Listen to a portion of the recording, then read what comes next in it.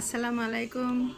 আজকে পবিত্র জুমা মোবারক, পবিত্র শুক্রবার দিন বেশিরভাগ মানুষই আমরা ঘরে থাকি, বিশেষ করে কর্মজীবীরা যারা চাকরি করে তারা শুক্রবারে ছুটি থাকে, তাই বাসায় থাকে।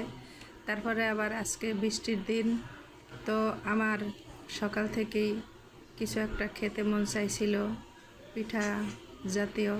তার জন্য আমি চিন্তা করলাম একটু বরিশালের ঐতিহ্যবাহী পুলি পিঠা, যেটা আমরা বলি নারকেলের পুর দিয়া বানানো হয়, তো সেটা আমি তৈরি করতেছি।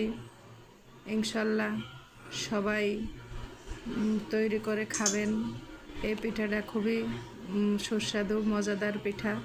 এটা আমাদের বরিশালের এই বর্ষার দিনের জন্য ঐতিহ্যবাহী পিঠা। বরিশালের মানুষ বর্ষার দিনে বেশি পিঠা পায়েস খায়, কারণ বৃষ্টির সময় বাহিরে বের হওয়া যায় না, তো ঘরে বসে মানুষ কি করবে, যার জন্য বিভিন্ন রকমের পিঠা বানায়।